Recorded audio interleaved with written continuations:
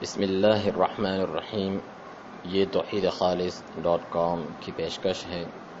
وظن بعض السفهاء الذين فيهم رائحة من الخوارج أن شرط ذلك أن لا يكون عاصيا، فإن كان عاصيا فلا طاعة له. سبحان الله، أين يوجد من ليس عاصيا؟ نعم، أين يوجد؟ لا يوجد من زمان هذا. وكان الخلفاء تطيعهم أئمة المسلمين، يطيعونهم وهم يعرفون معصيتهم وإصرارهم على المعاصي، على الأغاني، على السكر، بل على ما هو أشد من هذا، على العقيدة والخروج عن عقيدة السلف، ومع ذلك يطيعونهم ولا يعصونهم، بل يدعون الله لهم ويخاطبونهم بمخاطبة أمير المؤمنين.